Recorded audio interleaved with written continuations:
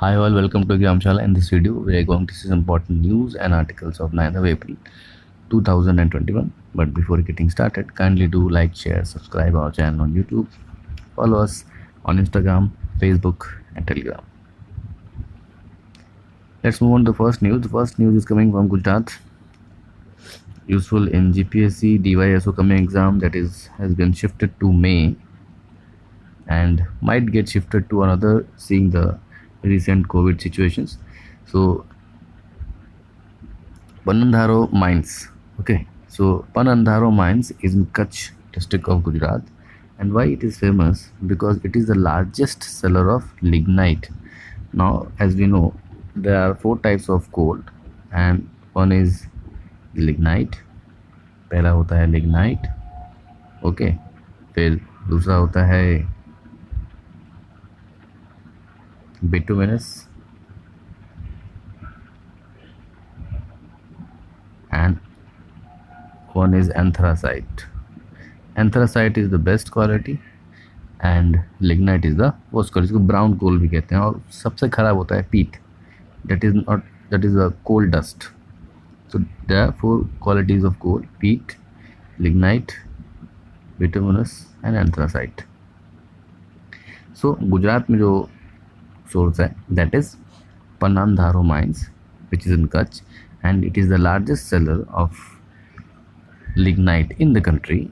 And why it is in news is because recently its production has dipped due to dip in demand में कमी आने की वजह से, ड्यू टू कोविड-19 प्रोडक्शन कम हुआ है तो फ्यूल का कंजम्पशन कम हुआ है, और फ्यूल की कंजम्पशन कम होने की वजह से डिमांड में कमी आई है, and that leads to less in the extraction of the coal from that mines.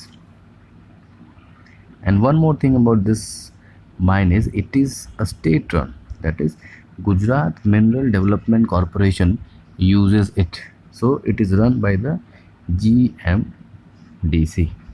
Okay, so 3 points, that is it is in Kutch district, largest, run by the state, not a private body but a government body. Second article is about the Kashi Vishwanath temple.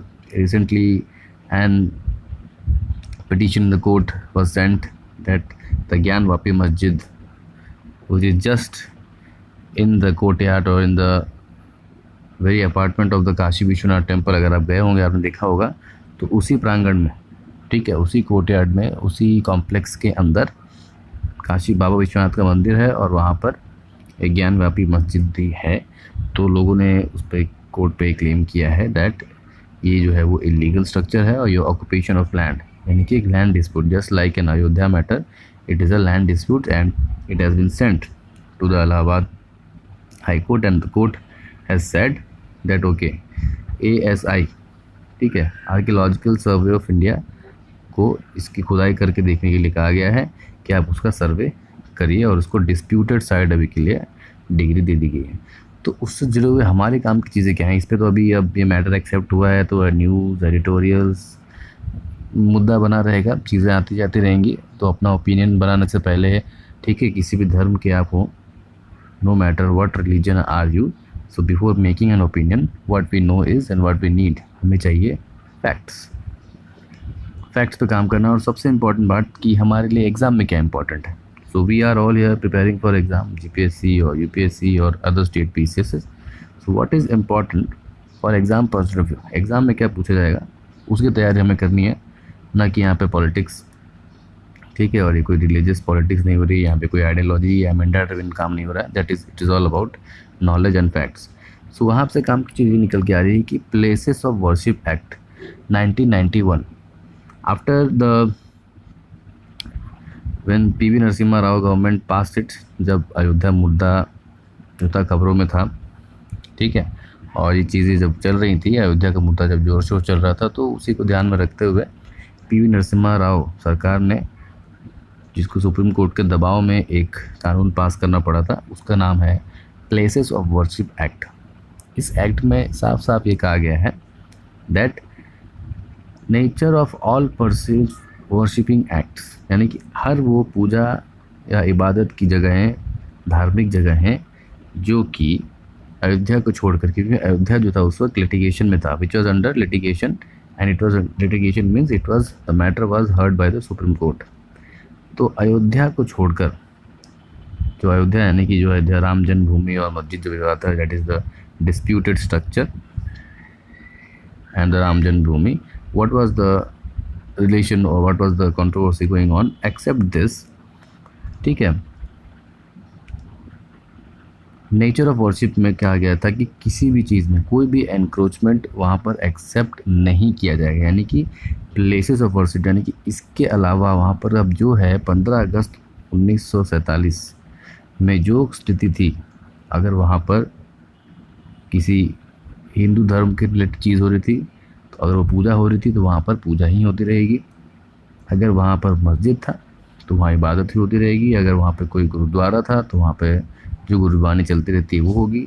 और अगर वो कोई church था तो वहाँ पर जो है वो संडे मास वगैरह। तो यानी कि जो भी चीज़ 15 अगस्त 1947 को जैसी है वो वैसी ही रहेगी। उसके बाद उससे पहले क्या थी उस पर कोई मैटर सुनवाई नहीं किया जाएगा और इसी के आधार पर उसके पीछे हम नहीं जाएंगे। ये एक कानून उस वक्त बना गया था, ठीक है। बेसिकली इसलिए बनाया गया था कि जो बैकग्राउंड है, जो हिस्ट्री है, जो बहुत सारे पॉलिटिकल लीडर्स कह रहे थे कि यहाँ पर पहले आज जो रिलीजियस प्लेस ऑफ वर्शिप है, सपोज करें कि ए प्लेस ऑफ वर्शिप है लेकिन वो बी को तोड़कर बनाया गया है, इसलिए हमको वापस से बी पर जाना है।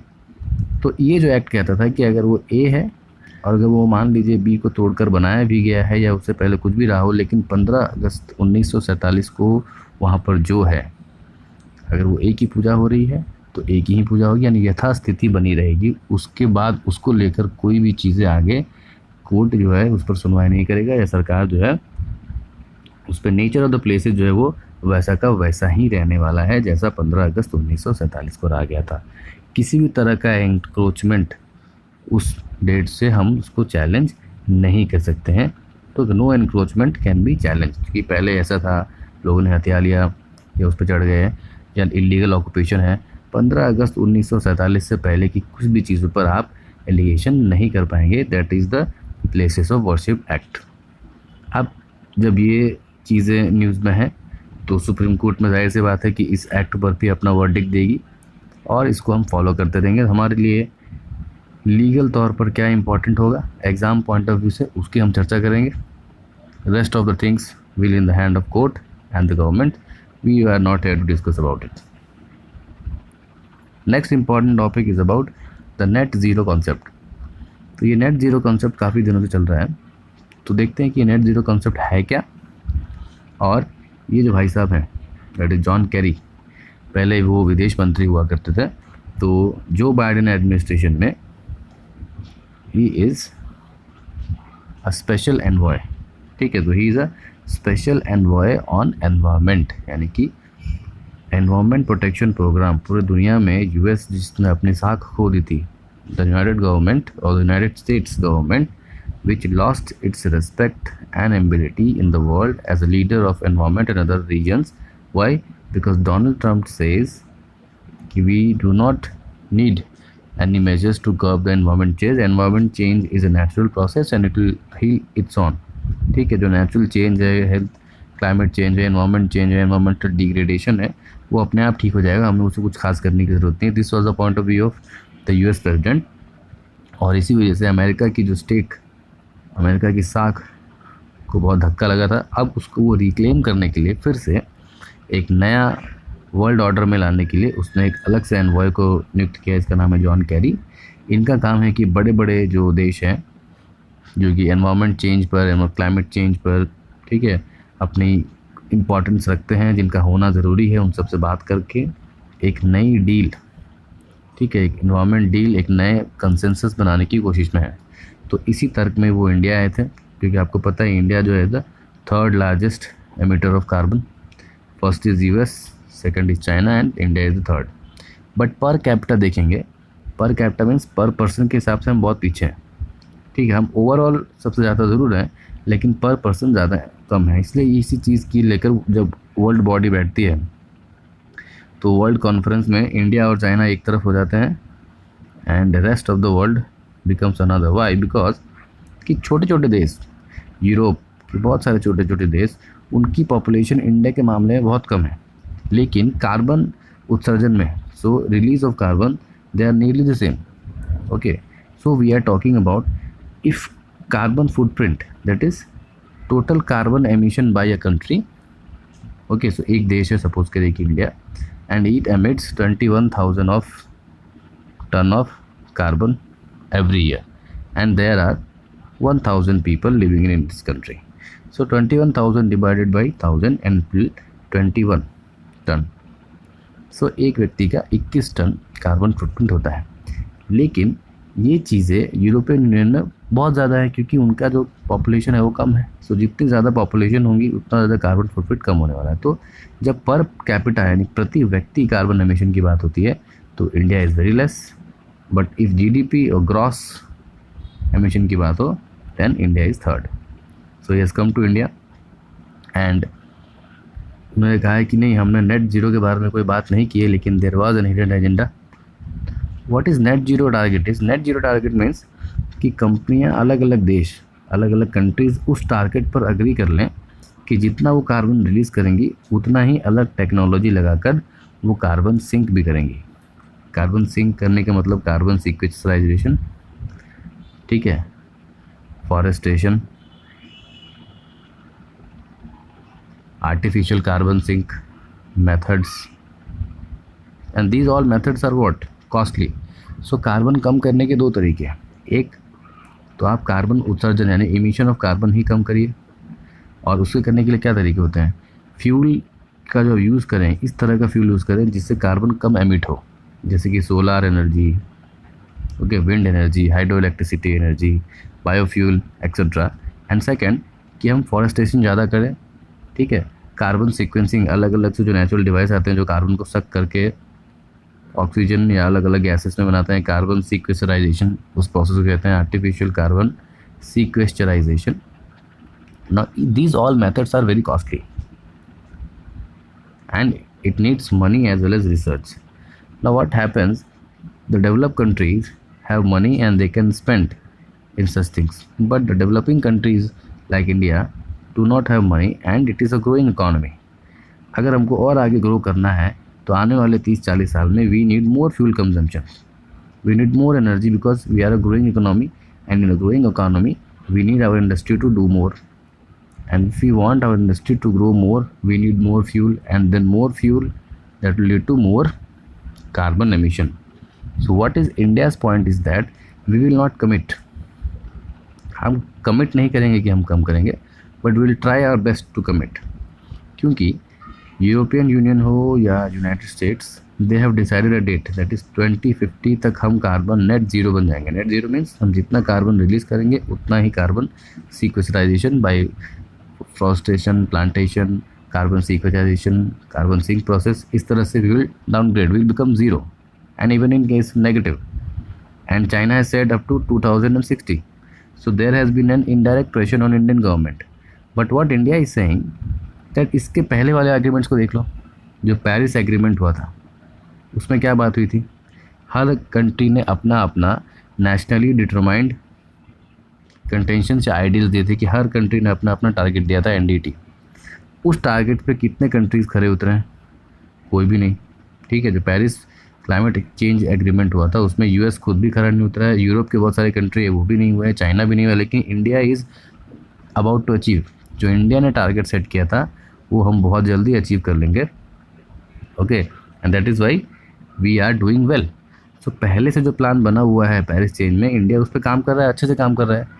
एंड जो वेस्टर्न कंट्रीज स्पेशली यूएस, आपके यहाँ एक कल को प्रेसिडेंट को नया आ जाए बोले हमको उसको मानना ही नहीं है, तो आप लोग बड़े बड़े टारगेट बनवा लेते हैं, छोटे छोटे देशों से ज़बरदस्ती उस पर साइन करवा लेते हैं, लेकिन खुद का काम करते नहीं. पेरिस के क्लाइमेट चेंज में ये वादा किया गया था डेवलप कंट्रीज़ के द्वारा कि उनको डेवलपिंग कंट्रीज़, तो सो कॉल्ड थर्ड कंट्रीज़ को पैसे मिलेंगे, टेक्नोलॉजी दी जाएगी काम करने के लिए. अब तक एक पैसा नहीं मिला है. और बहुत सारे डेवलप्ड कंट्रीज़, उससे पहले के भी प्रोटोकॉल्स हो, जो कियोटो प्रोटोकॉल हो, उसमें भी कुछ काम नहीं हुआ. तो आप अपना हिस्ट्री देखिए, डेवलप कंट्रीज़ अपना हिस्ट्री देखिए, वो कुछ काम तो करते नहीं है और उनको कोई बोलने वाला है नहीं, क्योंकि वो लोग पैसे वाले देश हैं. और जो हम लोग थर्ड वर्ल्ड कंट्रीज़ हैं वो लोग काम नहीं करते तो आप उस पर इकोनॉमिक सैंक्शन लगा देते हैं. तो इसलिए हम इस पर कमेंट नहीं करेंगे. we will not commit. We will try our work hard to become a carbon neutral country, but we will not commit on this because we have already done our work in the Paris Climate Deal. जो Paris climate deal के अंदर जो हमारा जो target था उससे ज़्यादा हम अचीव कर चुके हैं, and we are on the way to achieve more. So यहाँ पे जॉन केरी ने कहा है कि क्योंकि इनके ऊपर पॉलिटिकल प्रेशर बहुत आ गया, सो ही सेड कि no, it was not my plan. ठीक है, my plan was not to persuade India to accept net zero. Whatever India is doing is good. My plan is to take India on the table and to work for a better climate change resilience. यानी कि वही country जिसके president कल को कहते हैं कि हमें क्लाइमेट चेंज की ज़रूरत नहीं है, जब प्रेसिडेंट बदल जाते हैं तब इनका सुर बदल जाता है, और जो छोटे छोटे जो लीस्ट डेवलपिंग कंट्रीज़ हैं, डेवलपिंग कंट्रीज़ हैं, उनके पीछे ये फिर डंडा लेके खड़े हो जाते हैं कि नहीं आप ये ऐसा करिए वैसा करिए, नहीं करेंगे तो आपके ऊपर इकोनॉमिक एक्शन दे देंगे. तो this is clear partition, bipartisanism, bigotry कहते हैं जिसको. तो it is a clear bigotry, that is they are, जब उनका मन हुआ चलो आज उठ के क्लाइमेट चेंज करते हैं, और जब उनका मन नहीं हुआ यानी अपने फ़ायदे के लिए जो करना है करो. और जो अगर डेवलपिंग कंट्रीज़ आगे बढ़ रही हैं तो उनको ये पसंद नहीं है, and then clear out all the kind of economic sanctions, rules. Why? To maintain their economic superiority. So this is why India is not committing on net zero, though it is said that we will work hard. ठीक है, Indian stand हमेशा से रहा है कि we are not the part of problem. जो आज climate change का प्रॉब्लम है, we are not the part, क्योंकि आप 16-17 सेंचुरी से ही इंडस्ट्रियल रेवोल्यूशन कर रहे हो. ठीक है, 21st सेंचुरी से एशियन कंट्रीज़ ने काम करना शुरू किया है, बट उससे पहले जितने भी वर्ल्ड वार हुए आप लोगों ने किए, वेस्टर्न लोगों ने किए, जितना इंडस्ट्रियल रेवोल्यूशन में कार्बन एमिशन किया आप लोगों ने किया, जितना रिसोर्स एशिया के जितने भी रिसोर्स, जब ब्रिटेन और यूरोपियन कंट्रीज़ का एशिया और अफ्रीका के कंट्रीज़ में राज चलता था, कॉलोनियलिज्म था, तो सारे वहाँ के रिसोर्स आपने यूज़ किए. और जब आप डेवलप्ड हो गए और जब दूसरे लोग आगे बढ़ रहे हैं, देन यू आर सेइंग कि नॉट टू यूज़ इट. आज एनवायरनमेंट और क्लाइमेट चेंज हो रहा है. So we were not the part of problem, but still we will be part of solution. ठीक है, हमने प्रॉब्लम क्रिएट नहीं किया है, लेकिन फिर भी हम सॉल्यूशन का पार्ट होंगे, प्रोवाइडेड कि आप हमें टेक्नोलॉजी दीजिए, ठीक है, कुछ फंडिंग दीजिए, और तब हम काम करेंगे. Because poverty is the biggest polluter. Okay, Indira Gandhi said in the Rio earth summit 1991, sorry, before that poverty is the biggest polluter. नहीं, गरीब आदमी बेचारा, उसको तो ज़रूर है लकड़ी काटेगा ही, लकड़ी से ही खाना बनेगा, एलपीजी कैसे यूज़ करेगा. ठीक है, ठंड लगेगी तो भी उसको आग जलाएगा ही, तो कार्बन निकलेगा ही. आप उसको पैसे दीजिए, फंडिंग दीजिए, टेक्नोलॉजी दीजिए, उसके बाद अगर नहीं करते हैं देन दे आर कल्प्रिट. आप दूसरे से रिसोर्स करके, अलग अलग Asian countries, lowest development countries का रिसोर्स यूज़ करके, सारा सऊदी अरेबिया का फ्यूल जला के, उसके बाद जब आप डेवलप्ड हो गए, आपके पास पैसे हैं, then you say no no no, it is very bad, climate change is doing and you are responsible for that. But actually those people are responsible. The western countries are more responsible for the present day climate change, and now they are preaching the Asian countries, the poor Asian countries, to import such hard rules. Okay, so this is what all about the net zero concept. Now 3 important news. Recently we are going to celebrate our 75th year of independence. So Bharat जो है अपनी 75वीं सालगिरह मनाने वाला है आज़ादी की.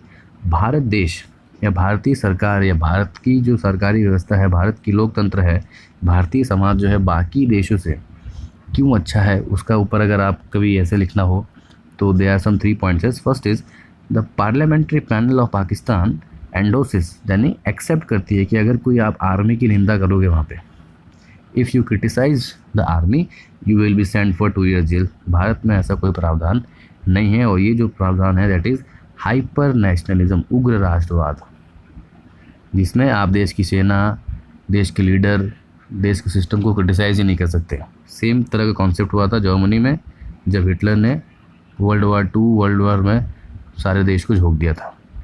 तो भारत में ये सिस्टम नहीं है, यहाँ पर ओपन क्रिटिसिज्म है. We are a free and fair and pluralistic society, everyone can say anything subject to public order and right. ठीक है, आप कुछ भी कह सकते हैं अनलेस आप किसी को डिफेम ना कर रहे हो.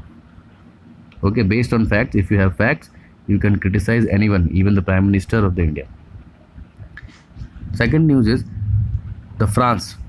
Okay, so many people in the French government are being accused in the MeToo movement. यानी कि मीटू मूवमेंट में बड़े बड़े फ्रेंच मिनिस्टर्स, लॉ मेकर्स, वो सब के सब एक्यूज़ हो रहे हैं मीटू मूवमेंट। वो जो कंट्री जो ग्लोबल जेंडर गैप में बहुत आगे निकल जाती हैं, ठीक है, so they are good score in gender gap, human development index, okay, education index, hunger index, innovation index.